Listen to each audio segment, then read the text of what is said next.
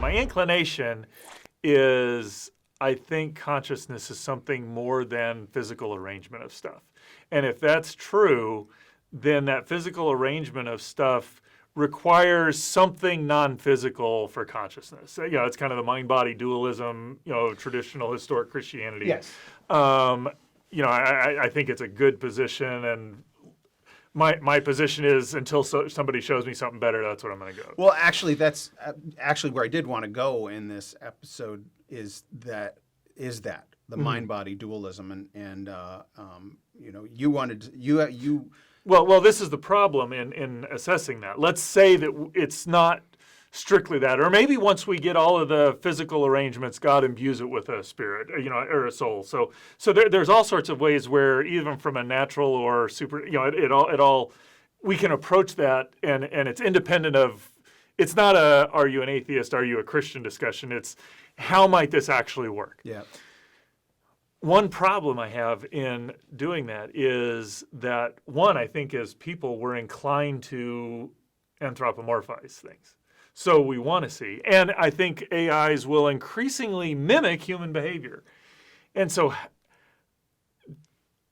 I could envision an AI. I could envision me sitting here having this conversation with you being an AI. And it's just, we've gotten so good that I can't tell your physical, your mannerisms, your voice, it's indistinguishable from me.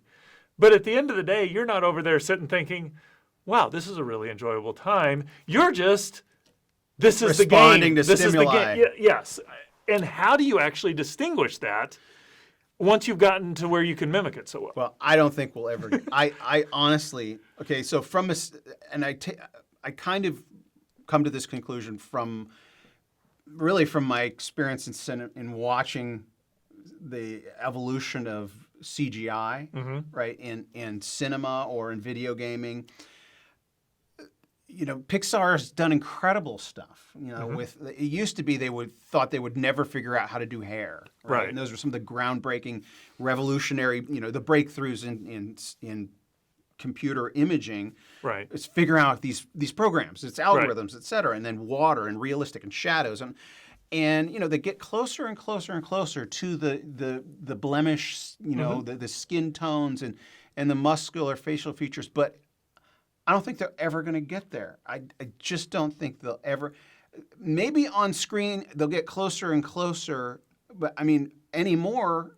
What they do is they put these dots all over people and film them to get the realistic body motions, right? That's a human there that you're mapping this stuff onto. Right. And so